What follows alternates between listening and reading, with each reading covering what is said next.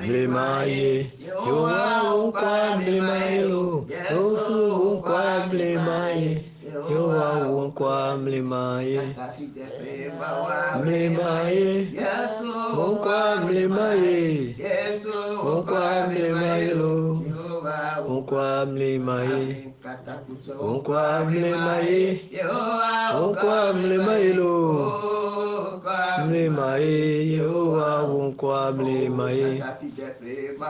Mlemaye, unkwa mlemaye lo, unkwa mlemaye, unkwa mlemaye, abrinkata kutu, Yehowa, unko ilulu, agbe awo be mawie nenye, wenye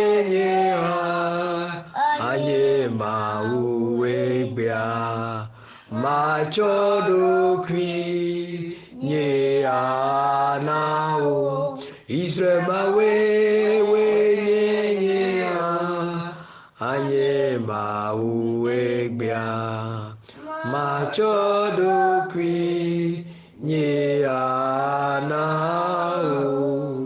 awe nonye mama fide nyo mejibe mau awe nonye mdakpe na mau dagbe uta mama mpo ola bia sebe obi photo ke mso do ma photo yo ke mso do fifia mso palais des sports les villes amelifiées ou invité m canal plus to we oyom mblo no bi bon consider wo de we ya ye mo play canal plus be miacha miano ano kpo no viri me donc ma on va ver nous nyebena lo keji alo nyeba ijia o tirage ko tirage enyi kwele pa oyo mbe nene obe mganyi enu ya na le canal plus be nganyi be nganyi nuke o nyona ko be nganyi voyage Bamako Abidjan Bamako be ma va suivre bol gan ka Africa do japua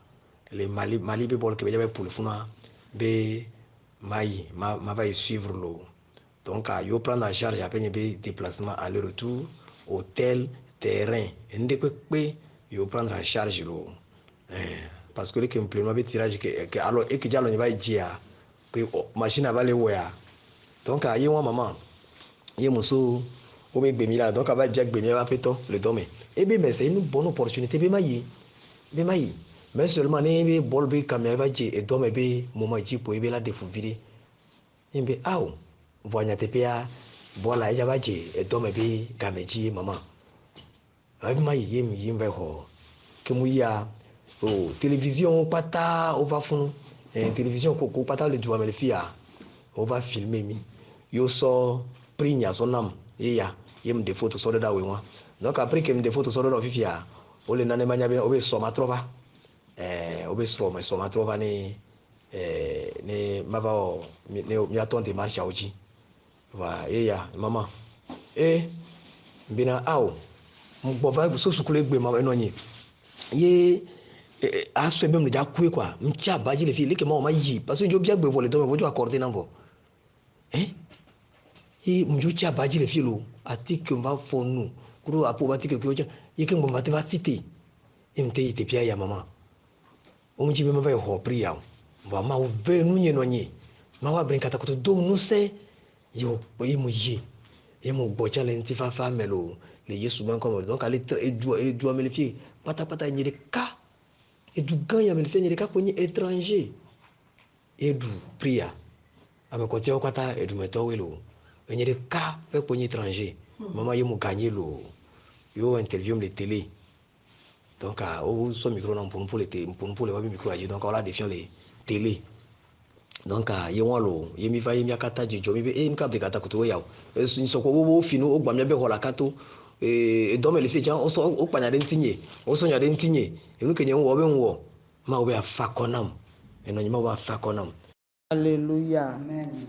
Mie senti koko kple bubu na ma Nous wo. rendons grâce à Dieu. Mia kafu ma wo aƒe ŋkɔ ɖaa. Nous louons Dieu à jamais. Tso fifia he ɖe ma vɔ me. Maintenant et à jamais. Me da akpe na ma wo ɖe ƒe dɔmenyo ta. Je rends grâce à Dieu. Le Yesu Kristo Nazareth Au ƒe nom de ŋkɔ me. Jésus de Nazareth. Yehowa wo kɔ elolo. L'Éternel de ton nom est grand. Agbiagbia wo woƒe mawoe nenye. Tu es Dieu des vivants. Woe nye hã anye mawo Elia. matsɔ ɖokui nye ana wo. Israel mawoe Dieu d'Israël. woe nye hã anye mawo agbea. Tu es pour moi aussi un Dieu aujourd'hui.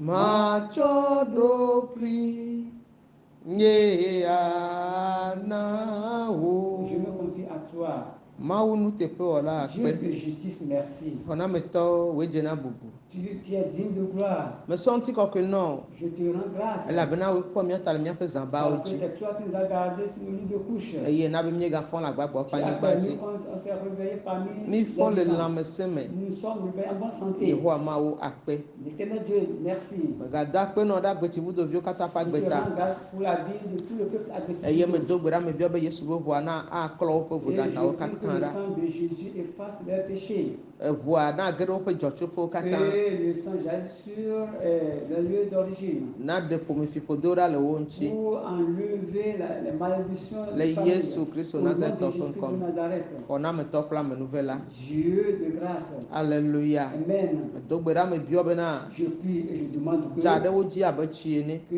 jaillisses comme Yayra ɖeɖe sɔŋ nanɔ agbetivudoviwo que dzi. la bénédiction se repose sur le peuple Eyiwo le adventiste. senyakɔɖo dɔwɔwɔ me Ceux qui nayra wo écoutent nam et qui la mettent en pratique, le bénis-les. Yesu Kristo Nazareth Au nom ƒe de ŋkɔ Jésus me. de Nazareth. Elabena wonya na ame nye Parce que bena la parole de ta parole me fait savoir que le Yesu Kristo Nazareth ƒe au ŋkɔ nom me de bena Jésus de Nazareth eye nye aƒetɔ ɖe ŋutilɔ katã que dzi. tu es le Seigneur sur toute chair. Be ɖe yeado kpo nanea. Tu es ce que rien te soit encore, rien n'est impossible à toi. Aleluya. Amen. Yehowa Mawu medo kpo naɖeke o. Rien n'est possible à toi. Eya ta le ŋdi yam be magblɔ nɔ be akpe C'est ɖe wò pourquoi ce dɔmenyo ta. matin je te dis merci pour ta bonté. Be magblɔ nɔ be ayiko ɖe wò Je dɔmenyo te ta. dis gloire, gloire à toi. Elabena Parce que, nu gãwoe ne wɔ na mi. parce que tu nous as fait de grandes choses. Megabia wò gbɔgbɔ kɔkɔe ƒe dzo ma. Je prie, je demande que le feu du Saint-Esprit Edzoa ne klẽ ɖe viwo katã dzi. brille sur la vie de tes enfants. Nu sia nu ke futɔ gba va wɔ Ce zãtipea. que l'ennemi a programmé dans la Le vie nyanya de kple manyamanya mea. que sans que nous le sachions, nous Le le Yesu sachions. Kristo Nazareth Au ƒe nom de ŋkɔ me. Jésus de Nazareth. Yesu wo gbɔgbɔ kɔkɔe ƒe dzo ma ne fiɔ ati Le vɔ̃ɖi mawo. feu du Saint-Esprit Eye Yesu be consume ʋua na gbã wo na kaka wo ɖa. qu'il soit écrasé au nom Be de Jésus. teƒea me na le dzo na fiɔ na Et que fido ma ces fi. lieux soient enflammés. Megble futɔwo ƒe aɖaŋuɖeɖe me na wo. Les œuvres de l'ennemi soient anéanties. Le agbetivudoviwo katã ƒe agbe me. Dans la vie de tous Le Yesu Kristo Nazareth ƒe ŋkɔ me. Nazareth. Mawu nye kple fia nye. Mon Dieu, mon roi. Nuwo katã nyala kple wɔla. Tu connais tout. Akpe na wò papa. Merci. Le Yesu Kristo Nazareth Au ƒe nom de ŋkɔ me. Jésus de Nazareth. Le dzeƒe toɖoƒe dziehi anyigba ƒe tumea. Partout dans les quatre coins du monde, Ewoe nye Mawu. tu es Dieu. Eye ne ɖe mɔto fi ke mɔ mele Tu o. fais le chemin là où il n'en avait pas. Na ame yiwo ne vɔ̃na o. Pour tous ceux-là qui te craignent. Woŋlɔ ɖe le Salmo ƒe agbalẽ ta blatɔ̃ vɔ ne tsukuikui ame ewoa me Il bena. est écrit dans Psaume 34, Mivɔ̃ Yehowa. Psaume 34 verset 10. Psaume 34, verset 10. Mivɔ̃ Yehowa. Craignez l'Éternel, Mi eƒe ame kɔkɔewo. vous ses saints, Elabena car ame siwo vɔ̃nɛ la. rien ne manque à ceux qui le craignent. Hiã metua wo o. Il ne manque de rien. Alléluia. Amen. Wobe mi vɔ̃ Yehowa, mi eƒe ame kɔkɔewo, elabena ame siwo vɔ̃nɛ la hiã metua wo o. Verset 10, chapitre 34, verset 10. Craignez l'Éternel, vous, ses saints, car rien ne manque à ceux qui le craignent. Alléluia. Amen. Mawu vɔvɔ̃. La crainte de Dieu, Enye Mawu ƒe nyasese kple dziwɔwɔ. c'est l'écoute et la mise en pratique. Ame yi ke ne vɔ̃na na Mawua. Ceux-là qui craignent Dieu, akpɔ gbɔ be amea sɔ eƒe agbe ɖe anyi le se nya kɔ ɖo dɔwɔwɔ me. ceux-là qui a donné sa vie à Dieu et Eye qui écoute la parole. ayilele aɖeke me le ŋuti o. Il n'y a aucune tâche en Alléluia. cette personne. Amen. Mawu vɔ̃ la ye ma. C'est ça, celui-là qui craint Dieu. Leke mi le wɔ la dzesi Mawu vɔ̃ la o. Comment allons-nous reconnaître celui-là qui craint Dieu, celui-là qui craint Dieu? Eye miate ma agogo o. Et nous allons nous rapprocher d'eux. Alléluia. Amen. Mi ɖo la dzesiwo to woƒe agbenɔnɔwo me. Nous allons les reconnaître à travers leur To woƒe nuƒoƒoƒowo me. leur parole, To woƒe afɔɖeɖewo me. leur démarche. Mawu vɔvɔ̃. La crainte de Dieu, Eye nye nunya ƒe gɔmetoto. c'est le début de la sagesse. Alléluia. Amen. Nenema ŋlɔ ɖe le lododo ƒe agbalẽ me ma. C'est ça qui est écrit dans le passage des Proverbes. Alléluia. Amen. Mawu nyi Mawu. Dieu est Dieu. Eye wòɖo ne teƒe na ame yiwo ne le dzim Et vevie. il renouvelle ceux-là qui le cherchent. Alléluia. Amen. Mawu ƒe dukɔwo. Peuple de Dieu, Dɔla ŋutsua ƒe ɖaseɖiɖia. le témoin de ce serviteur, Woto nu me ale gbegbe. ils ont traversé des difficultés.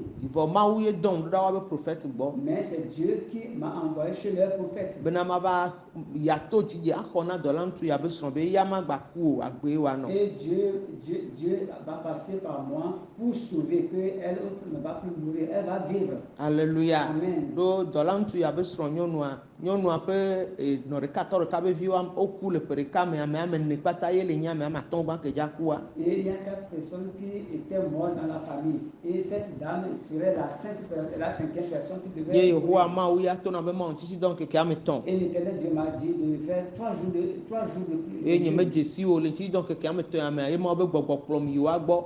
Eye nye agbe yi ke nyɔnua lea. C'est Dieu qui m'a conduit chez eux. Et c'est ça qui a fait que cette dame-là vit aujourd'hui. Eye menye bena Mawu ke ne ƒonuƒo na ma. Mawu ma me blem kpɔ gbeɖegbeɖe o. Et je reconnais que Dieu qui m'a parlé, ce Dieu-là ne le trompe jamais. Akpe na Mawu ɖe ƒe dɔmenyɔ ta. Je rends grâce à Dieu pour sa bonté. Miede bubu Mawu ƒe ŋkɔ ŋuti. Nous rendons grâce. Le Yesu Kristo Nazaretɔ ƒe ŋkɔ me. Nazareth. Mele da akpe na Mawu bena ele dzi ɖum na wo. Je rends grâce à Dieu parce qu'il remporte la victoire. Ne wogba le to nu me tsã wobe numetoto le wo dzoe. Même si il traverse les épreuves, ces épreuves-là seront légères. Alléluia. Amen. Ame sia ame ke ne le subɔ Mawua Tous ceux-là qui le servent nyateƒe Dieu kple gbɔgbɔ me ya koa. en vérité et en Wotona esprit, nu me ya koe. ils doivent traverser pour Nye ŋutɔ me le gblɔ numetoto nyewo ba kpa ɖewo na mi koe. Moi-même, je vous dis les épreuves que je traverse. Me le gblɔ ba kpa ɖewo na mi ye.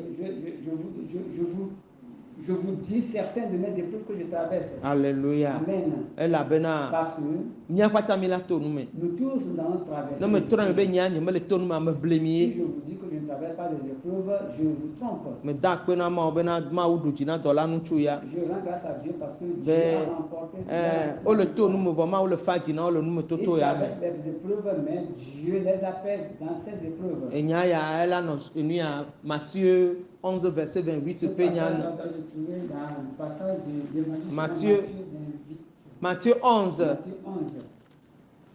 Matthieu 11 verset 28. Onglɔ nya ɖe le teƒe be venez à mi va mi te va me wɔ enseignement na mi. Matthieu 11 verset 28. Matthieu 11 verset 28. Matthieu 11 verset 28. Matthieu 11 verset 28. Alléluia. Amen. Mi te va gbɔnye mi. Ame siwo katã le agbagba dzem eye agba le miawum la eye nye la mana dzudzɔ mi. Mitsɔ nye kɔkuti la ɖo mia ɖokui dzi eye miasrɔ̃ nu tso gbɔnye elabena nye dɔ me fa eye mebɔbɔ ɖokuinye ɖe anyi le dzi me eye miakpɔ dzudzɔ na miaƒe luʋɔwo elabena nye kɔkuti la le bɔbɔe eye nye agba la le wodzoe. Alléluia. Amen. Venez à moi, vous tous qui êtes fatigués et chargés, et je vous donnerai du repos. Prenez mon joug sur vous et recevez mes instructions, car je suis doux et humble de cœur, et vous trouverez du repos pour vos âmes, car mon joug est doux et mon fardeau est léger. Amen. Amen. Amen. Oui. Alléluia. Amen. Bon, le Seigneur, Mia ameyo la nyigba dzi ya. nous qui vivons sur cette terre, Mi le to nu me ale gbegbe. nous traversons des épreuves. Eye numetoto ya kplɔ ame geɖewo sɔ yi gbɔgbɔ vɔ̃wo gbɔ ke. Et ces épreuves ont conduit certains vers les mauvais esprits. Ye numetoto ya kplɔ ame ɖewo sɔ va yi gbɔgbɔ kɔkɔe hã gbɔ. Et les épreuves ont conduit d'autres auprès du Saint-Esprit. Ta ame dzi be magblɔ na wo be Donc je veux te dire que wo yi ke ne le to nu me ya toi qui traverses les épreuves, ne le se mawu nya si tu écoutes la parole de meganɔ Dieu, se ko il ne faut pas écouter seulement. nɔ se kpakple wo nunya Écoute avec de l'intelligence. si gbe le ko kpla sukulu ƒe nunya ekpla sukulu be nu yiwo fiɔ yiwo nye nenea se mawu nya tsã nenema. Comme tu as appris les leçons à l'école et que tu l'as maîtrisé. Leke ye tu dona écoutes la game parole de Dieu. dona game yo nɔna concentré ɖe sukulu nunya dzi ya sukulu be nuko le fiɔ dzi o tsɔ kpla ne kakanya nea ne le se mɔ nya tsã nɔ concentré ɖe nya sese dzi nenema. Comme tu programmes sur les études et tu l'apprends et tu les maîtrises, il faut avoir du temps aussi à l'écoute. Ne mawo ƒe gbɔgbɔ na ge ɖe me o Pour que l'Esprit de Dieu to nya sese me. dans l'écoute. Alléluia. Amen. Agba le kpe mia katã le anyigba dzi. Nous sommes chargés sur cette Mi le terre. veve sese ɖe me le anyigba dzi. Nous sommes dans la merde sur cette terre. Vɔ ne mi me dze si mawo na mia ɖokui wɔ miaƒe nu wɔ nublanui. Ne connaissons pas Dieu pour nous-mêmes, notre Ne mi me vɔna na mawo wɔ miaƒe nu wɔ nublanui. Si nous ne craignons pas Dieu, notre vie, ça fait pitié. Do ame kawoe vɔna na Qui mawo. sont ceux-là qui craignent Dieu? Mi kpɔe bena Nous voyons que mia tɔgbe Abrahama notre patriarche Abraham, ese mawo ƒe gbe yiwo dzo ɖa le tɔa be tɔa gba kple nɔawo gbɔ. il a écouté la voix de Dieu. Togbɔ be tɔa gba kple nɔa subɔna vodu gake amawo to ne be ne dogo ɖa le aƒea me ne yayrae. Comme ses parents adorent les idoles, Dieu lui a dit d'écouter leur terre, leur patrie, pour qu'ils puissent le bénir. Alléluia. Amen. Ye Yehowa mawo ɖu dzi nɛ. Et Dieu lui a remporté la victoire. Eyi ko va ɖo to srɔ̃a Sara ƒe gbea Comme il avait obéi à la voix de sa femme Sarah, eda ɖe mawo ƒe sea dzi. il a désobéi au commandement de Dieu. Se dzi yi ko da Et à désobéissance, eya eva nyi bena c'est ça qui est que mia tɔgbea va yi dɔ eƒe kosivia gbɔ. notre patriarche s'est couché. Ne me le gblɔ nya yawo na wa ame ɖe me le dzo le nya gbɔ be venez à moi vous tous qui êtes fatigués chargés de vous donner du repos lo. Ye me dzo le nya gbɔ lo. Ce n'est pas que je m'écarte de cette parole. Agba ɖe le mia tɔgbe Abrahama dzi le to agba kple nɔa gbɔ yi ke wotsɔ nɔvia ŋutɔ Sara sɔ nɛ be wòaɖe ɖe. Agba ɖe le dzi le funua ye Sara me dzina vi nɛ o. Il y a un fardeau Gbɔgbɔ sur ɖe Abraham. bla vidzi dɔ na Sara ma. C'est un esprit qui a lié. Ye gbɔgbɔa ebla mia tɔgbe Abrahama tsã. Et cet esprit avait lié notre patriarche Abraham aussi. Sara yi kple Abraham yiwo yɔna wo le gama me. Ils étaient appelés. Mawu trɔ va trɔ ŋkɔ na wo be Sara Et Dieu kpakple Abraham. En les appelant dorénavant Sarah et Abraham. Alléluia. Amen. Oyɔna nyɔnua be Sarayi. La femme était. Oyɔna ŋutsua be Abraham. Et l'homme était Abraham. Mawu ye va trɔ ŋkɔ na wo Dieu a changé le nom. be Abraham. Abraham maintenant, on les appelle Abraham maintenant. Eye nyɔnua hã be ŋkɔ nye Sara. Et sa femme est devenue Sarah. Alléluia. Amen. Mawu ƒe dukɔ. Peuple de Dieu. Alo mi menya bena nu me mi le to le anyigba ya Vous ne dzia. savez pas que nous traversons les épreuves.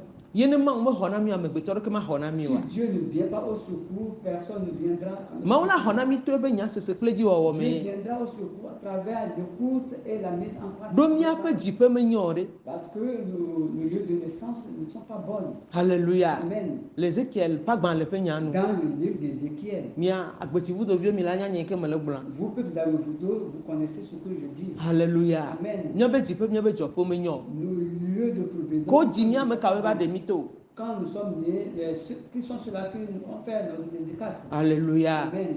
ame kawo va le si na mi, Qui sont ceux-là qui nous avaient lavés? ame kawo va si ami na mi, Qui sont ceux-là qui nous a mis des ame plaques? kawo va kpɔ mi ɖa, Qui sont ceux-là qui étaient venus pour nous regarder? ŋkumakpɔmakpɔ ɖewo kpɔ mi, Il y a certains yeux invisibles. alɔmakpɔmakpɔ ɖewo lé mi, Les mains invisibles qui étaient venus. afɔmakpɔmakpɔ ɖewo va mia gbɔ, Les pieds invisibles. yo va gble nuwo le mia ŋuti kekekekeke, gbeke gbɔdza ɖe mi toa, Lorsqu'ils étaient venus pour. egbe ko dzi sɔ do sia me kafi wo va ɖe mi toa, Qu'on les en avait mis dans l'eau. enya yewo gblɔ ɖe dzi kafi wo kɔe ɖe mia dzia, enya ye wònye, C'est des paroles. haleluya, Amen. mesoma wo gbɔ ɖe, Ça ne provient pas de Dieu. mia tɔgbo be subɔsubɔa, C'est l'adoration de nos egble nu le mia ŋuti ale gbegbe. relève tellement. Ne mi la kpɔ ame ko ne subɔna, ame ko gba le subɔsubɔ mɔ mea, wowɔna be yewo sugbɔ, mesubɔ, kristotɔ sugbɔ sɔwo. Ceux-là qui demeurent encore dans les anciennes adorations là, ils vont se voir très nombreux, mais ils ne sont pas nombreux. Trɔ subɔsubɔ me ma wo ɖe mia tɔgbe Abraham le. C'est dans l'idolâtrie que Dieu a délivré notre patriarche Abraham. Alléluia. Amen. Yo kplɔe bena gblɔ ne bena ne kplɔ srɔ̃a ɖe asi. Il a dit d'être accompagné de sa femme. Ne wòadzo ɖa le funa ne Yahweh, wòanye dukɔ geɖewo be fofoe. De quitter ce lieu pour qu'il fasse le lieu, le père des nations. Alléluia. Amen. Mawu ƒe dukɔ. Peuple de Dieu. Mawu ya ɖe. Dieu. Ele kpɔ míaƒe sɔme. Dieu voit notre avenir. Vɔ míawo ya. Mais nous. Mi menya be Mawu le dzra mi ɖo. Nous ne savons pas que Dieu fait quelque chose de bon dans notre vie. Ɖekpo míatɔ mi kpɔnɛ ko bena Mawu mewɔ nu nyui ɖeke na mi o be le do funyafunya na mi. Pour nous, Dieu nous a fait rien de bon, c'est que nous met seulement dans les problèmes. Ko do ŋgbea na mía tɔgbe Abraham, enɔ ŋgbedodo me ka ŋkeke, enɔ ŋgbedodo me ka eƒe blaeve-vɔ-atɔ̃e. Comme on a fait la promesse à Abraham, il demeure dans cette promesse durant 25 ans. Nu ka ŋuti wònɔ ŋgbedodo me ka eƒe blaeve-vɔ-atɔ̃ ɖo? Pourquoi il a resté dans cette promesse-là durant 25 ans? Biabia. C'est une question qui est posée. Alléluia. Amen. Que ye wònɔ ŋgbedodoa me, vɔ ye nua me le va ne o kaka eƒe ɖeka, eƒe eve, eƒe etɔ̃, eƒe mewɔ dɔ ku ɖe eƒe agbe ŋuti o ye. Nya ye ya, nu ke ne le wɔ amewo keke le xixia me. Le wɔ pastor kudo fadawo kpata ye ya. Si il espérait l'accomplissement de cette promesse et la promesse ne se réalisait pas, c'est parce qu'il n'a pas travaillé sa vie. Cela arrive à beaucoup de gens aujourd'hui, même les serviteurs de Dieu. Alléluia. Amen. Nu ka ŋuti me le gblɔ nya ya Pourquoi ɖo? je dis ceci? Nɔviwo. Mes chers, Mito le míaƒe ƒomo ƒe aƒe me sia. nous sortons de nos familles. Alléluia. Amen. Mi be nye ŋma yina wa gbɔ ɖe wo dzo yi mɔdzi, o wa ye dzo yi mɔdzi be yeŋlɔ be wo, yo la nɔ wa ye ɖeka la nɔ yo ame ɖewo vla vo bena leke yin fɔ dogbe na ame sia ame ɖe nua le nyɔ leke ele wa ye vɔ gbɔgbɔ ya me wɔna ye na wo Tu lo. vas dire que bon, j'ai quitté la famille, je suis plus auprès de Dieu. Et tu vas faire semblant de les appeler, faisant savoir que tu les as quittés. Les mauvais esprits. J'ai quitté la famille, je suis parti aux étrangers, Oui, allô, à l'étranger. Tu vas faire semblant que tu as quitté la famille, tu es parti à l'étranger. Et une fois en passant, tu vas les appeler. Les mauvais esprits ne font pas ces malices-là. Alléluia. Amen. Vɔ na ɖeke me le nyɔ na o. Mais tu ne prospères pas. Ele yi tsɔtsia ya. Tu vas quand même à l'église. Esɔ la yi nyi sɔ bena ni aleke ele yi ya nɔvi ele yi. Amenuveve ya le mía kpata mía dzi kaka kɔ ɖe trɔ̃subɔlawo dzi. Vɔ Mawu be yayra ɖi. Gake mo le ava me na wa. Ela ƒu du gbedoɖaƒe la zã gã ya lo. Ega tsã me le mi ame ɖewo si tsã. Edu dzi ko mi le yi mi ame ɖewo va dona ga ŋutɔ tsã wɔntɔ va gblɔnɛ le nuya dzi. Menyi Mawu ba mea ne ya mewɔ dɔ ku ɖe ba gbe ŋutsua amewo la nɔ ɖe amewo to ya dzia. Si l'homme de Dieu, même s'il ne travaille pas sa vie, est-ce que Dieu va délivrer des gens à travers lui? Alléluia. Amen. Nenyi bena Mawu ba mea ya. Si l'homme de Dieu. Ye pa menuveve yi ke ne le ya dzi ɖe ne tsã me to nu me wa ɖe Mawu la va nɔ ɖe amewo to ya dzi egbea. Mi kpɔ leke míatɔ be Abraham eto nu me ɖa. Regardez comment Abraham a traversé les épreuves. Mi kpɔ nu yiwo ne dzɔ ɖe dzi ɖa. Regardez ce qui est arrivé. Mawu dɔlawo va xɔ nɛ. C'est les anges de Dieu qui étaient venus à son secours. Me ka ɖe dzi bena míatɔgbea ne nanye buna eƒe agbe ŋuti nya kpɔna. Je crois que Abraham aussi s'est assis. Que be dogo le tɔ ƒe aƒe me vɔa. Il voit sa vie après qu'il a quitté ebuna kpɔna. sa patrie. Il voit sa vie. Ye Mawu be gbɔgbɔ yi ke ne léa. L'esprit de Dieu qui a gbɔgbɔ kɔkɔe ma me ye Mawu dɔlawo va zena nɛ le. C'est le Saint-Esprit là, c'est à travers le Saint-Esprit là que les anges de Dieu lui a apparu. Alléluia. Amen. Mawu ƒe dukɔwo. Peuple de Dieu. ame sia me to na nume Tout le monde traverse les épreuves. ye miaƒe numetotowo ɖe Et nous, nos épreuves ŋgbana bena miadzo ɖa le Mawu gbɔ ne va pas nous écarter de Dieu. ne le to nume ne dzo ɖa le Mawu gbɔa Si tu traverses les épreuves, tu t'écartes de Dieu. akpɔ gbɔ bena edzo va dze fi ka agba va dze ƒome gbɔgbɔ gbɔ woagble woe Et tu vas encore tomber sur les esprits familiaux et ils vont te ruiner. Alléluia. Amen. Medzi be mado ŋusẽ wo le ŋdi Je kanye veux te yabena fortifier ce matin. navɔ na Mawu Tu dois craindre Dieu. nawɔ ɖokuiwo kɔkɔe ɖe Tu dois te rendre ne saint. nate ma xɔ nu tso Yehowa Mawu Pour gbɔ que tu reçois de Dieu. bena ehia tu ame yi ke nenye miaƒe ƒome fiƒodewoa Pour que les problèmes nato akpa na wo ya les malédictions s'écartent de toi. le Yesu Kristo Nazaretɔ ƒe ŋkɔ me Jésus de Nazareth. ne be miatɔgbe Abraham gba le tɔ agbakudo nɔ aba ƒe me le funua Si notre patriarche Abraham demeure naɖeke encore, ma nyo nɛ kpɔ il ne va pas ye be prospérer. ŋkɔ ŋutɔ tsã medza nyɔ ŋutɔ tsaka mi la va nye ƒe dzidzime Il ne wo sera pas renommé aujourd'hui pour qu'on puisse le reconnaître. Alléluia Amen. emɔ yi ke wòzɔ ɖe Le chemin qu'il a passé, leke etsa ɖua ya le be mɔzɔzɔ me ɖo ɖe il a souffert aussi dans ses eya ye le nyi yeƒe numetoto C'est ça qui constitue ses épreuves. eye toɖoɖo Mawu ƒe gbe ɖe L'obéissance à la voix de Dieu. ke Mawu ƒona nu nɛ Mawu ŋutɔ lée dzi bena yeatrɔ dukɔ yeyewo to ya ma dzi Dieu ɖe lui a parlé, Dieu lui a saisi et qu'il va faire quelque chose à travers lui, il doit faire quelque chose de nouveau dans sa vie. Alléluia Amen. ye nye Mawu ƒe amenuveve yi ke ne le eƒe C'est agbedzia ça qui constitue la grâce de Dieu qui est amenuveve yi ke ne le eƒe agbedzia ye na bena mi va to so ya ƒe alime la grâce de Dieu qui est dans sa vie, c'est ça qui a fait que nous sommes sortis. menye kɔkɔenyenyi aɖeke tae o Ce n'est pas notre menye dzɔdzɔenyenyi aɖeke ce tae n'est o pas notre piété. Mawu ŋutɔ eɖoe nenema C'est Dieu qui a établi ça. be comme ça, amegbetɔ la to nume que l'homme doit traverser. le numetoto ma me ne bɔbɔ ɖokuiwo na Dans yea ces épreuves-là, si tu mérites, ye la nye gododo le numetotoa me ça na va o constituer ta délivrance dans ces épreuves-là. Alléluia Amen. ta ame sia ame la to nume Tout le monde doit traverser les épreuves. ye ame sia ame le to nume tsã Et vraiment, tout le monde traverse les épreuves. ye ne megblɔ tɔwo na nɔviwo medza nya nu ke me wo le to Si tu ne le dis pas à ton prochain, il ne le saura pas. vɔ numetoto yawoa Mais ces épreuves-là, nena be mianɔ xɔ tsisi ɖe dzi le Mawu gbɔ ça va nous permettre de grandir auprès de Dieu. miagbanɔ xɔ dzidzi ɖe dzi hã le Mawu gbɔ Nous devons avoir la renaissance. Alléluia Amen. ne mi le to numea Si nous traversons les mi épreuves, ŋgbanɔ ƒo nu kpolui ɖe Mawu nous ne ŋuti o devons pas murmurer. ne mi le ƒo nu kpolui ɖe Mawu ŋuti le numetoto mea mi la gbanɔ xe mia ɖokui ɖe megbe dome Nous allons encore nous reculer auprès de Dieu. Alléluia Amen. Matthieu ƒe agbalẽ tabla Matthieu 11 verset 28 wogblɔ bena be mite va gbɔnye mi ame siwo katã le agbagba dzem eye agba le mia wum la eye nye la mana dzudzɔ mi mitsɔ nye kɔkuti la ɖo mia ɖokui dzi eye miasrɔ̃ nu kpe ɖa teƒi ɖe gɔme eye verset 29 nya ya dzɔna dzi nam tɔ wobena verset 29 wobena ɖe mitsɔ nye kɔkuti la ɖo mia ɖokui dzi eye miasrɔ̃ nu tso gbɔnye elabena nye dɔme fa eye mebɔbɔ mi kpe ɖa Matthieu 11 verset 29 nya ya nyo kakakakaka verset 29 Matthieu 11 verset 29 Matthieu 11 verset 29 enya nyo obenika mitsɔ nye kɔkuti la ɖe mia ɖokui dzi eye miasrɔ̃ nu tso gbɔnye elabena nye dɔme fa eye mebɔbɔ ɖokui nye ɖe anyi le dzime we Yesu bɔbɔ ye ɖokui ɖe anyi mebɔbɔ ɖokui nye anyi ɖe dzime eye miakpɔ dzidzɔ na miaƒe luʋɔwo. Venez à moi, verset 28, venez à moi, vous tous qui êtes fatigués et chargés, et je vous donnerai du repos.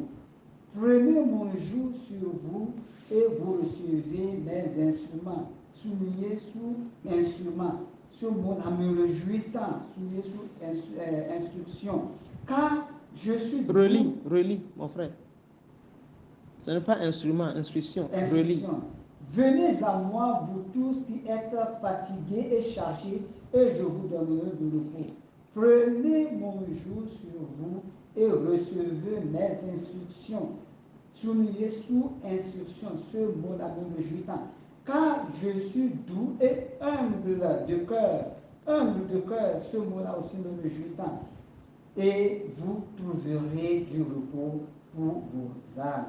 car mon joug est doux et mon fardeau est léger. Amen. Amen. Amen. Car mon joug est doux et Mon fardeau est léger. Alléluia. Amen.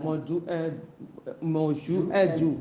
et Le fardeau est léger. Alléluia. Amen. Mawu ye wɔna yɔ C'est kata. Dieu qui fait tout ça. Bɔbɔ nyenye le mawu subɔsubɔ me. L'humilité dans la Ɖokui adoration tsɔtsɔ de ɖe Dieu. anyi na mawu. La consécration. Le nyateƒe toto kple gbɔgbɔ mea. Elle est en vérité et en esprit. Ye kɔkɔna me sɔ dana ɖe mawu ƒe kɔkɔƒe yawo kata. C'est ça qui place dans Ye une trɔna me ƒe ŋutinya, trɔna me ƒe nɔnɔme. C'est ça qui change. Eya ye dzrana me ƒe agbe ɖo. C'est ça qui arrange la vie. Eya ye kɔna me sɔ wɔna nu bubui sansansan le mawu ƒe dɔ me. C'est ça qui opère des transformations dans la vie. Alléluia. Amen. Le mawu ƒe dɔ me. Dans l'œuvre de Dieu. Alléluia. Amen. Mitsɔ nye kɔkuti la ɖe mia ɖokui dzi eye miasrɔ̃ nu tso gbɔnye. Leko srɔ̃na nu tso mawu gbɔ ɖo. Leko srɔ̃na kɔkuti dana ɖe ame ɖokui dzi ɖo. Comment prendre le jour ce soir? Comment recevoir les instructions auprès de Dieu? Ye nyi bena amegbetɔ la bɔbɔ ye ɖokui na mawu subɔsubɔ le nyateƒe kple gbɔgbɔ me. Auprès de Dieu en esprit, en vérité. Yi ke ye ame ƒe ŋuti la mate supporter o voa. Yi ke ame ƒe ŋuti la mate ma tsɔ vɔ la mía bɔbɔ mía ɖokuiwo eye ne mi xɔe le gbɔgbɔ mea ŋuti la ate ma tsɔe to gbɔgbɔ kɔkɔe me. Si nous nous humilions, la chair peut supporter. Alléluia. Amen. Le bɔbɔ nyenye ma mea. Dans cette humilité, Mawu Yehowa do mi ɖe dzi. Dieu, l'éternel Dieu va nous élever. Alléluia. Amen. Mitsɔ nye kɔkuti la ɖo mia ɖokui dzi. Prenez mon joug sur vous. Míalé yeƒe se kple ɖoɖo me ɖe asi enye kɔkutia. Enu yi ke mi mate ŋusɔ oa, vɔ ke mi va Yesu Kristo gbɔ koa, míabɔbɔ mía ɖokuiwo. Ne míaɖe asi le ahasi kple matre ŋuti. Ese kple ɖoɖoa míakɔ ɖo dɔwɔwɔ me. Et nous devons recevoir les instructions et les mettre en pratique. Alléluia. Amen. Míatsɔ Yehowa Mawu ƒe nyawo sɔ míaƒe nuɖuɖu kple míaƒe nunono. Nous devons prendre la parole de Dieu pour faire notre nourriture et notre de l'eau à boire. Alléluia. Amen. Mitsɔ nye kɔkuti la ɖo mia ɖokui dzi. Prenez mon joug sur vous. Eye miasrɔ̃ nu tso gbɔnye. Et recevez les instructions. Nusɔsrɔ̃ tso mawu gbɔ.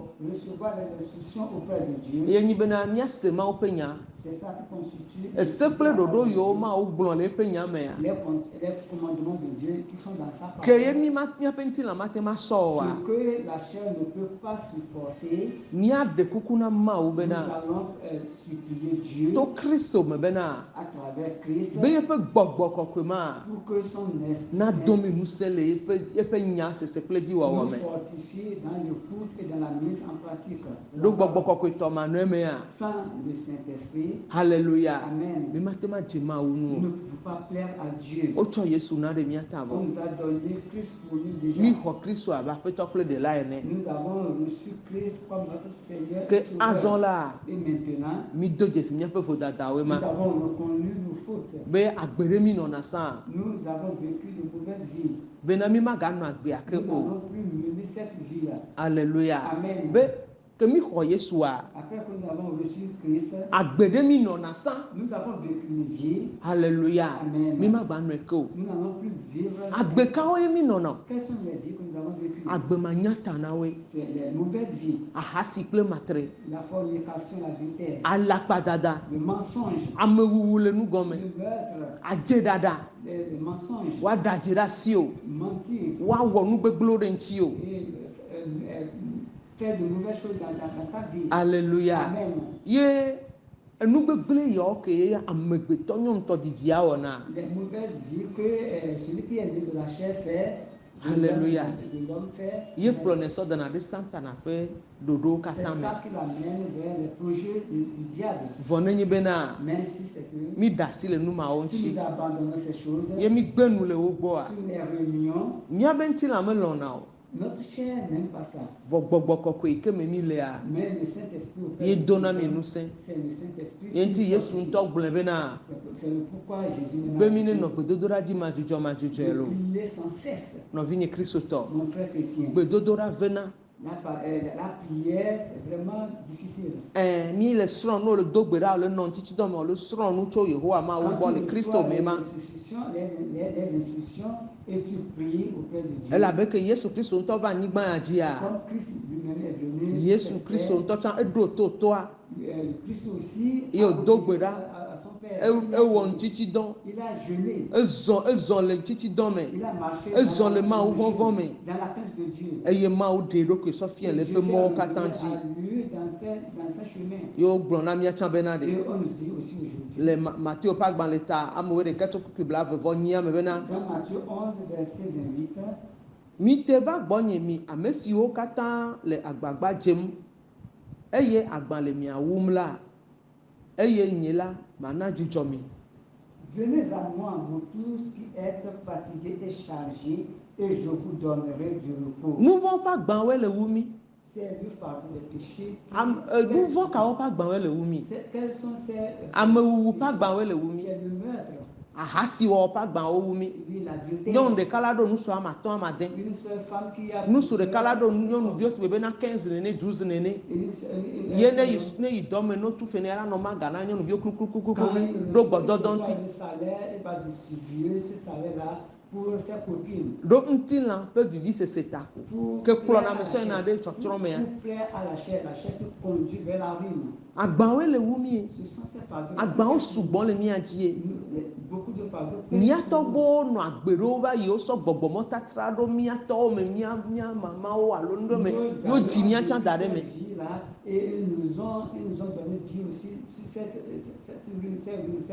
Alléluia. Ye gbɔgbɔ vɔ yawo le wɔ dɔ le amegbetɔ nyɔnutɔ dzidzia ƒe agbe me. Medzi be magblɔ na wo bena agba yiwo ne le kpe míawoe ma lo. Ahasi ƒe agba le kpe mí. Matre ƒe agba le kpe mí. Amewuwu ƒe agba le kpe mí. Adzeɖaɖa ƒe agba le kpe mí.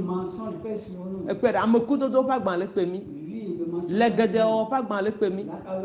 Agbawo le kpe mí vovovo nyi nu vɔ ƒe agba. Enya la do bena ɖe mi ne va xɔ Yesu ne mía da asi le nu mawo ŋuti. Ne exɔ Yesu abe aƒetɔ kple ɖela ye ʋuwo vodadɔ me ye edo dzesi be nu ma menyɔ ye le wɔm ye magawɔe ko oa. Woave nuwo sia. Mi le amenuveve ƒe ɣeyiɣi me. Ele bena míatrɔ le míaƒe dziwo me. Mawu ƒe dukɔ. Mawu ƒe amenuveve kpɔtɔ gbale ƒe dɔ dzi. Elabena míaha mía azɔ le amenuveve ya me. Ne míatsã míakpɔ Mawu ƒe yayra le amenuvevea me. Elabena le amenuvevea mea ekɔ ɖe kaka kɔ ɖe trɔ̃subɔlawo dzi ame sia ame dzi. Mawu ƒe dɔme nyɔ le amenuveve ya me. Eye mi ame yiwo xɔ Mawu dzi se le nyateƒe kple gbɔgbɔ mea. Yeƒe amenuveve ya ye me mi kpɔna yayra le. Le Yesu Kristo Nazaretɔ ƒe ŋkɔ me. Eye mi la kpɔ dzudzɔ mavɔ ale. Ebe mi te va gbɔnye mi ame siwo katã le agbagba dzem eye agba le mia wum la eye nye la mana dzudzɔ mi. Alléluia. Venez à moi, vous tous qui êtes chargés et fatigués, et je vous donnerai du repos. Amen. Alléluia. Nye la mana dzudzɔ mi. Et moi je vous donnerai du repos. Yesu Kristo gbɔ ko mi la te ma kpɔ nu yɔ katã le. C'est auprès de Dieu que nous devons trouver toutes ces choses. Yesu Kristo gbɔ ko mi la te kpɔ nu yɔ katã le. C'est auprès de Jésus-Christ que nous devons trouver toutes ces choses. Alléluia. Amen. Mawu ƒe dukɔwo. Peuple de Dieu. Mawu kpɔtɔ nye Mawu sea. Dieu demeure encore Dieu. Eya koe nye Mawu. C'est lui qui demeure. Ame ɖeke menye Mawu sea. Personne n'est Dieu. Vɔ ne Mawu ƒe gbɔgbɔ le mía me. Merci l'Esprit de Dieu. Le Yesu Kristo Nazaretɔ ƒe ŋkɔ me. Ye mie le zɔ gbako Mawua. Medzi be magblɔ na wo bena Mawu la tsɔ mi tsɔ wɔ eƒe agbadɔ. Dieu va faire de nous son temple. Ye mi la nye eƒe to kɔkɔe hã. Et nous serons sa sainte montagne. Eye ŋutɔ la va nɔ anyi ɖe mía me Et kpatakli. il va s'asseoir sur nous. Eye eƒe dziɖuɖu la nɔ mía me Et ɖaa. sa victoire se reposera sur nous. Ye míakɔ aflagawo yi dzi. Et nous allons élever les bannières. Le Yesu Kristo Nazaretɔ. Ye míagblɔ na Yehowa Mawu bena Yehowa wo ŋkɔ elolo agbeagbeawo. Nous allons dire à l'Éternel Dieu Oh, que peu son ma nom oui. est grand. Il Nenye. est le Dieu des vivants. Wenye ha. Anye mawu egbia. Machodokwi. Nye anawo. Israël Dieu mawe. d'Israël. Wenye Tu es nye pour moi ha. aussi un Dieu. Nye mawu egbia. Aujourd'hui, tu es pour moi aussi un Dieu.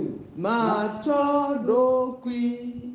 Nye Ah, non. que me quoi plan ga yidina Yehowa ma we mele di ha nene ma Et je chante pour lui. me baboro kwinye na nyala e Je m'humilie devant la parole. me te va Christo bo me baboro kwinye Je ne me rapproche à Christ et je m'humilie auprès de lui. eye me bunye foda da me Et je confesse mes fautes, mes péchés. eye me jesio que me gbulene Et je les reconnais et je les dis. eye me dasi le Et wonti je les abandonne. eye kasia kola Et en même temps, la menu be ve me kola cette grâce, ma oben konti kole nye hanya gbe me la gloire de Dieu s'est manifestée dans ma vie. nene ma ono ne ma C'est comme ça.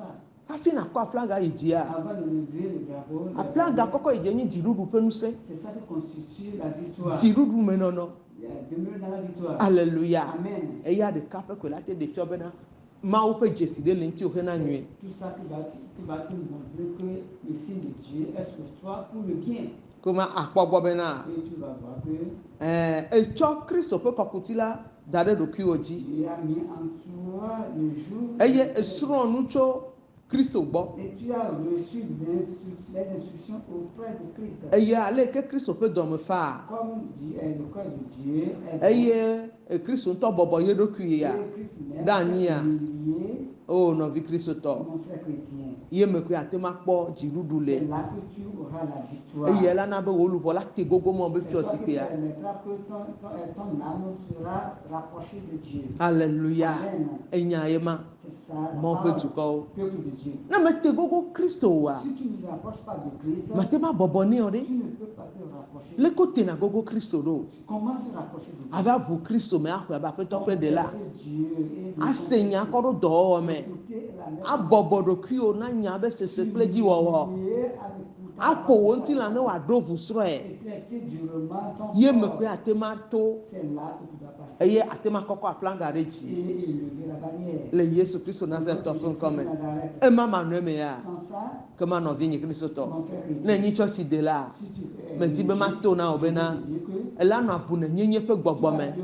Ela yi church ajeto yo no le fun la so so to me. tu vas aller à l'église. Egbo su le church yo me. Ils sont très nombreux. Ne me nyo kpan vi o yi church yo be ko so da sina de be ne ko ba dada mi tati dada kple nu ma o ka ke dade ne me nyi ne ma wa wa so mi to me no re 14 ka be vi o nto le nu ya dia no re 14 ka be vi o nto le nu ya dia enu le gle le wonti kaka fi yo ba nye le be na yo ke ma nu ya ke ne le joa ya adrejoro o do me o kaka to bu no viva le yi wo me nyanye ke me le to na mia ame vondi o le mia be pomo me Il y a des méchants dans nos familles.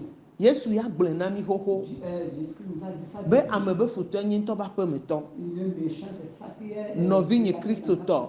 Mon frère chrétien. ne me bɔbɔ ɖokui o na mawu wa ne dzagla ɖo mawu ŋutia Si tu es rebelle, ekpɔ mawu kpɔa est-ce que tu as une femme? ɔlɛgbɛ be mlɔ mawu lo olo nyamlɔ mawue nye ma te dzagla ɖe mawu ŋuti o ɖe mawu be ame ke ne wɔ to na o yɔ dzagla ɖe ŋutia ye be ame nuve dzo le dzi wɔ la kpe hiãe Oui, Dieu qui t'a fait quelque chose. Si tu t'en rebelle, tu es rebelle, tu vas rechuter encore. Alléluia. Amen. O la kpe hiã ɔŋlɔ ɖi le Somme 34 verset 10 ame bena ŋkɔ Il est écrit dans Psaume 34, verset Mose ƒe agbalẽ ta bla tɔn vɔ ne tsɔkukui bla tsɔkukui amewo me bena mi vɔ̃ Yehowa mi eƒe ame kɔkɔewo elabena ame siwo vɔ̃nɛ la hiã metuawo o mi kpɔ funa ame siwo vɔ̃na Yehowa hiã metuna wo.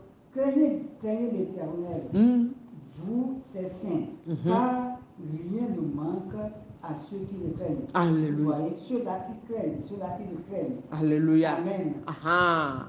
Yehowa ma wo vɔvɔ̃ ɖi. La crainte de Dieu Ekɔ ne me sɔ da ne ma wo be tame ɖoɖo me. élève vers les desseins de Dieu. Nous quand on a mis ni vont fifia. Qu'est-ce que Dieu nous a fait de mal? Alléluia. Amen. Ma on nous on a mis. Dieu nous a fait seulement que de bien. Nous ma on a mis. Dieu nous a fait seulement de bien. Voilà. Mais Fiko Jimiléa. c'est là où nous a mis au monde. Mia pe job, pe mia pe ji pe we menyon. Le lieu d'origine, le lieu de naissance. Fiko Jimiléa.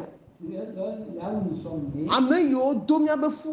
Ceux-là qui ont porté Fodo yo me mino. le ventre où nous étions. Yo ova jimi, o gba vo de tanami. Et nous sommes nés et le sang s'est répandu sur nous. Alléluia. Amen. Mino anodo de. Nous avons têté. Nous ma o katan be fiko de le wo to le mia pa gbeji.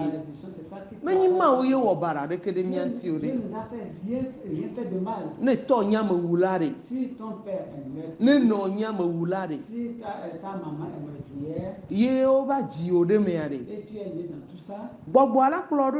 ces esprits. Ma o ye we na wa. Et c'est ça, c'est ce que Fifi o le se ma o be nya. Si tu écoutes la parole de Dieu, Fifia maintenant, ele se ma o be nya. tu écoutes la parole de Dieu. Yo lo pono pono be na de. Et on te dit que Ba ho Yesu la. viens recevoir Christ, Ne Yesu na jira odo la. viens recevoir Jésus. Obe o nyumate ho Yesu o de yin na church we. Je ne vais pas recevoir Jésus, je fréquente déjà l'église. Ye kuhia ba le jire ji na Et oke. le fardeau encore se multiplie. O le yo bo ne va igbo. Et on t'appelle de venir. Meke le yo bo ne va Qui igbo. t'appelle de venir auprès de lui? Yesu Kristo le yo bo ne va igbo. Qui t'appelle de venir auprès de lui? Eya nyi nyala. C'est ça qui constitue la parole. Alléluia. Amen. Obe nyala ba zunti la. La parole s'est faite chair. Eyo no mi adome. Elle est demeurée auprès de nous. Alléluia. Amen.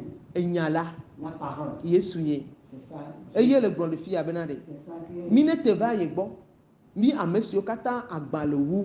Agban le pe mi. Mi ameko veve sese de mi apa gbeji le Matthieu pa agban le eta amewe de keto kuku bla vevo nyia me. Matthieu 11 verset 28. Enya yade. Yesu ye le ponu pour le fia. Mi te va gbonye mi amesio kata le agbagba jem eye agban le miawum la.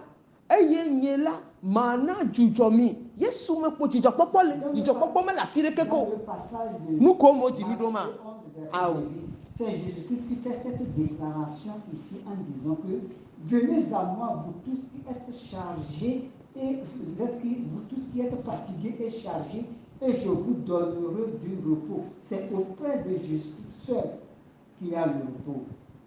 Alléluia. Amen. Nous yo mo jimi do are Là où nous sommes nés, jije me de keme le numa o mo il y a quelque chose de bon là-bas. ola bo la livre du ya no On lo va dire qu'ils vont ériger des idoles. ko livre du ya no vo Après avoir érigé ça, ola bo la hwa fa no ils lo vont dire qu'ils vont faire encore d'autres idoles. ko wa cha no bola bola gba wa ya Et cha après, ils vont encore programmer d'autres. ola bo la dia ti de jilo la ba no fun kume de jilo Ils vont encore planter. atima o di do o di na nye ya ho ho ho ba yi ye obe atima o di na mi ame ame ton a vo ke ba do ji de o ja so so to me aje to ba ye menu o ja wo ye me nya nya ike me le to na mi apeti fu do fio Ils vont se baser sur ça pour vous tuer. no vigne Christo to o we na nye ya Moi, on me l'a fait. o we nam On me me l'a le fait. gbonya te pe na mi Je ye vous dis la vérité. o wo avojen na be ma so no chon le nkekere ji On m'a fait un pain rouge, on m'a dit de Eye. de ça le jour. o wo jonu na nke no na ko na ngasi aga On me m'a fait des perles. ko do na jonu ade da li nam Et eya je porte certains au- no vigne Christo to Dans ma hanche, mon frère, ma o pe duko peuple de Dieu. ati ma wo be dodo gba pe be avoro wo be chonchon kple to le nkeke do dzi o wu la ko da vo adzi e hun dede la vo adzi vo ma nye chon yo la no chon ame yo wa o wo nu bada ku do mi nto Et on t'a donné de te couvrir. C'est là où nous ont fait vraiment du mal. o wo nu bada ku do mi Ils nto ont fait vraiment du mal. ma wo pe duko Peuple de Dieu. Yesu Kristo me po jijo ma vo le C'est auprès de Jésus. jijo ma vo Yesu gbo bele nuti fafa Yesu gbo bele adan le nti fafa me Yesu gbo po la pele Dans la joie, c'est auprès de Jésus. nkeke de ya le ola be nyi yo da gbebe nkeke ya Il y a certains jours qu'on appelle alo jeudi. brara gbebe nkeke ya Et il y a certains jours qui sont mardi. obe na nkeke ma Et on va te dire que ce jour, c'est jour. no ja mla nyi koa yo la tso avɔ dzi asia C'est le pain rouge seulement. ame ke ne le aƒe me nya dzetɔ ye dza va dɔ gbɔ le nkeke ma me dzetɔ gbɔgbɔ vɔ ɖeke me gbana ame vu le ye wɔna nua mi da zo ɖe wo dzi mi da zo ɖe wo dzi mi da zo ɖe wo dzi mi da zo ɖe wo dzi ezone dzoji ezone dzoji ezone dzoji ezone dzoji gbagba kɔkɔƒe dzo edzone fiɔwo edzone fiɔwo edzone fiɔwo edzone fiɔwo edzone fiɔwo edzone fiɔwo edzone fiɔwo edzone fiɔwo edzone fiɔwo edzone fiɔwo edzone fiɔwo edzone fiɔwo edzone fiɔwo edzone fiɔwo edzone fiɔwo edzone fiɔwo nɔvinye kristotɔ ne me le gblɔ nya ya dɔme le vem le nu yɔ kpata me mewɔ naɖeke na me lo me ɖeke mewɔ naɖeke na me fio edzesi me kpɔ ŋkpɔa aleluya ewoe dzi ma alo ƒometɔ nye ko mi nyi ne me le do gbeyawo ɖa nenema mekpɔ ale yi ke wogble donye me va yi ye wogble dome nam va yi ye vɔ Mawu ye lém abe mía tɔgbe Abraham nene be dogo ɖa le wo me ne ma wɔna nye dukɔ geɖewo be fofo mese gbeawo yɔm be mato le aƒea me ayaɖuɖu ya le na mi abe leke wonuna si nene ayaɖuɖua ele na mi míame ame etɔ̃awo si bena leke kuna si nuna nene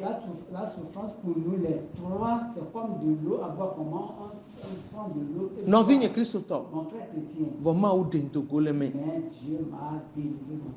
ya me ame eve wotsie me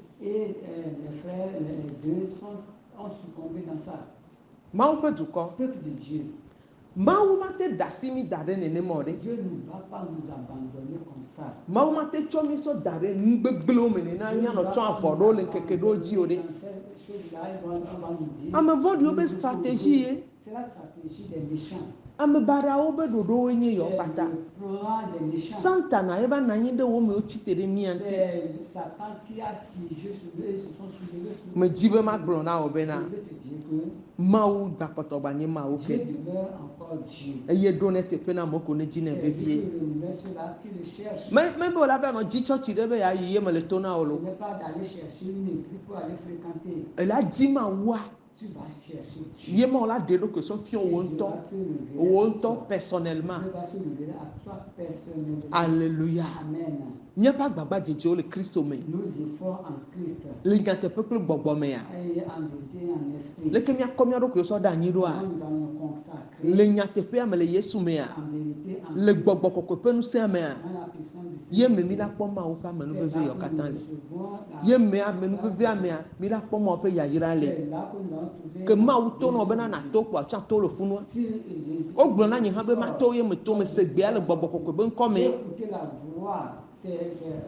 botrɔ ɖe me si bena ele ƒosi be anyi le tsɔ nene kpa yewo yɔ ŋkɔ nye bena mato vɔ nye me se naɖeke gɔme game kekea nye menya be naɖeke le dzava wɔ mi ŋutɔ tsɔ meɖuna ya kakakakakaka nɔvinye kristotɔ meɖina nu kokoe na amewo ŋutɔ tsãe haleluya vɔ medona gbe ɖa medona gbe ɖa meme fofo nye ku dada nye ŋutɔ tsã ne mele do gbe ɖa wokona nga ɖo me woe Alléluia. Doit donner avec clan mia dome. Parce que nous avait divisé. Nous ne ekpɔ mia me tɔa na me mia be no me ve dome na la lɔ mi nya kpɔntɔ nya fofoa ya enu vi ɖe kpeto le 2 mètres me ekɔkɔntɔ bogari me nya nye ke me le to na wa je sais de quoi j'en parle. Fifia obo o mami o li mami na dada nye cha ye nye ya tɔ nye le nyi dan fifia dan ma mea vodubuwo gba le me ke avɔ ɖewo le ma nɔ tsɔ le ŋkeke ɖewo dzi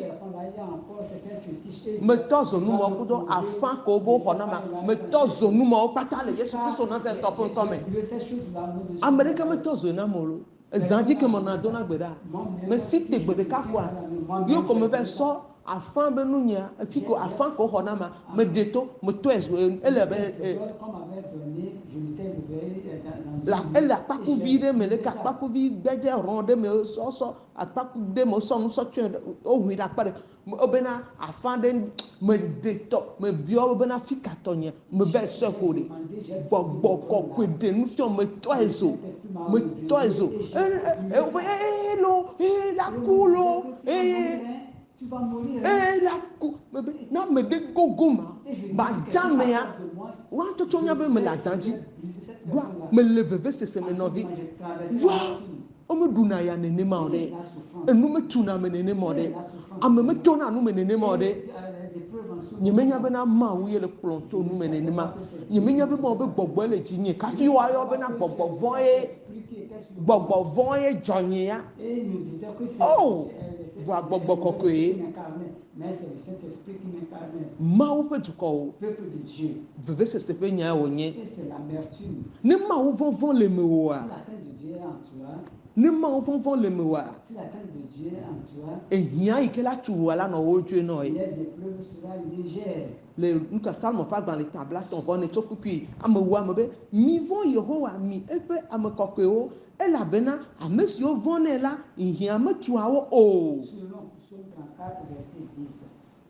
Craignez l'Éternel, vous les saints, car rien ne manque à ceux qui le craignent. Alléluia. Me quand vɔna yehowa ewo yi ke kpɔ bo le to nu me ye me dasi ɖokuiwo na nusu ɖe be ne va nɔ dɔ gbɔwo. C'est toi qui te vois traverser les épreuves et tu ne t'es pas abandonné à un homme de venir se coucher avec toi. Eye me kɔ ɖokuiwo sɔ dasi na gbekui nunugba kple enu ya eha barabara ɖo be dodo wa. Tu ne t'es pas laissé emporter par la prise de la cigarette. Menuna gbekuiwo. Tu ne prends pas les drogues. Alléluia. Mawu ƒe dukɔwo. Peuple de Dieu. Ne enua le nenema. Ye sɔ ɖokuiwo sɔ ɖe anyi na mawu. Mele zɔ mɔ gbegble yawo dzi o wa.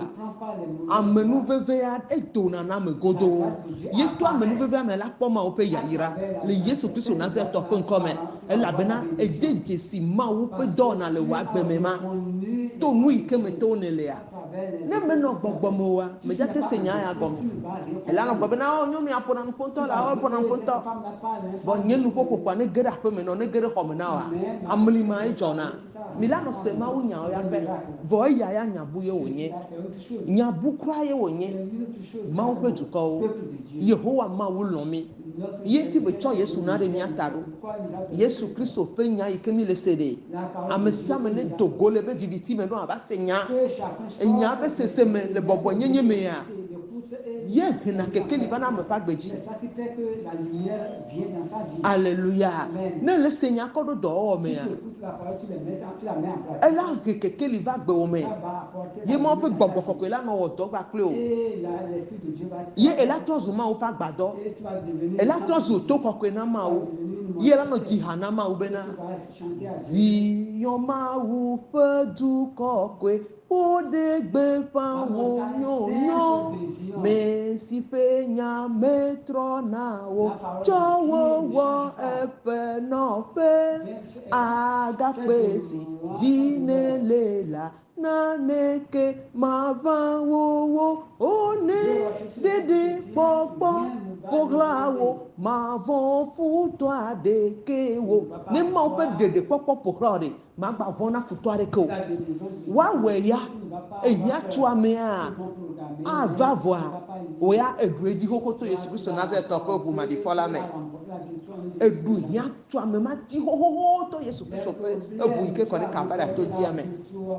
mawo ƒe dukɔ elabena ete va Yehowa mawo gbɔ to Kristo me le Matthieu 11 verset 28 à 29 ƒe nyanu ewoe te va Kristo gbɔe ma ke vɔna na mawu ye te va Kristo gbɔa agbenɔnɔ atona vovo ye mawo ƒe dukɔ ye la na bena ne le dzi dɔa ela kpɔ dɔ menye tsɔtsi ye yi be nyame le to na o lo ate va amenuveve be fiɔzikpui la ƒe ŋkɔ ate ma xɔ wo yayira ye nyi nya sese kple dziwɔwɔ me ye nyi bena ame ya vɔna na mawo ɖe asi le ahasi kple matre ŋuti ye nyi bena ame ya ele zɔzɔm le nyateƒe gba kple kekeli la me Alléluia mawu nyi mawu mate ma da asi mi da ɖe míabe futɔ ƒe asi me zi ale ke mi le yɔm le nyawo toto me kpɔ gbe ɖo exɔna na mi godoo xɔna ametɔ ye wònye na mi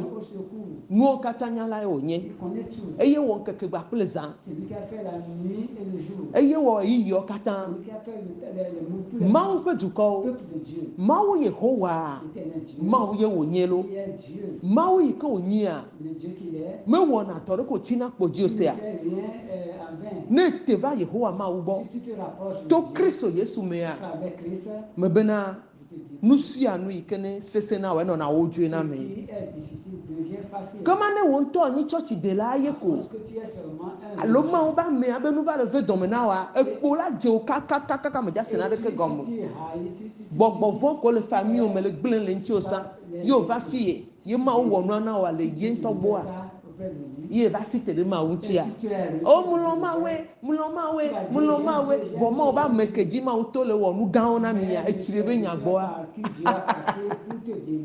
ebe yawo ma dzo la le o lo ezo ne dze watsi le Yesu be ŋkɔ me ezo na dze watsi le Yesu be ŋkɔ me ezo na dze watsi mɔ be kpovi na dze ta na wo Mawu na gbã wo do Yehowa na gbã wo Yehowa na ƒo ƒu anyi Mawu na tutu wo ƒu anyi le Yesu Kristo Nazareth ƒe ŋkɔ me nu vɔ de sia de ko la nɔ wɔwɔm kpakple woƒe gbegblẽ katã ne trɔ dze wo tɔwo dzi ame yiwo me vɔna na Mawu ame yiwo nyi tsɔtsi de la kpɔ ne do go woƒe gbegblẽ yiwo wɔna ɖe ame ŋutia ne trɔ dze wo dzi le Yesu Kristo Nazareth ƒe ŋkɔ me ewo yi ke ne vɔna na Mawua ehia tu amea anɔ wo dzoe na wo sia woayɔ ŋkɔ ya ƒe woada nuwo ɖo ɖe ya ƒe woado ziva ya ƒe vɔ la tsi woƒe zidodo me le Yesu Kristo Nazareth ƒe ŋkɔ me nu sia nu ke nyi gbegblo le woa atrɔ dze woa ŋutɔ wa dzi Mawu ƒe dukɔ ne ele afi ɖe fifia ye le se nya ya fifia ye ŋutɔ nya bɔ le nu agbe vɔ̃ɖi ɖea dogo ɖa le numa me ɖe asi le numa ŋuti míatɔ be Abraham de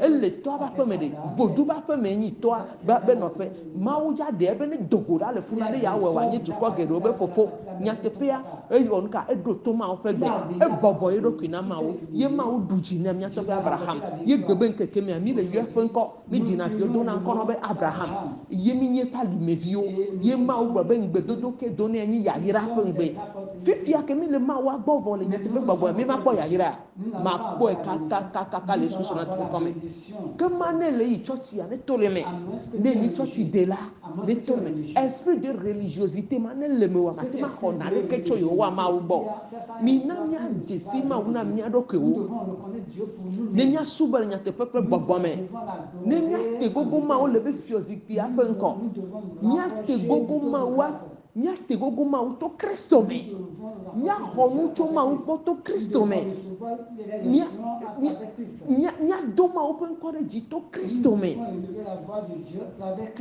ne xixe me tɔ ne va biɔ Mawu ta se le mia gbɔ na be kɔdzo be vi amu yɔ be ŋkɔ nyi sɔ le bokɔa gbɔ be bokɔa ne wɔ ne le ke ame ewɔ evɔ me dze dzi o de woawɔ ya ma ɖu dzi o de Mawu gblɔe hallelujah hallelujah wo be afaŋe vo le Israël ŋuti dzoka ma te ɖe Jacob ƒe aƒe ŋuti o menyi nenema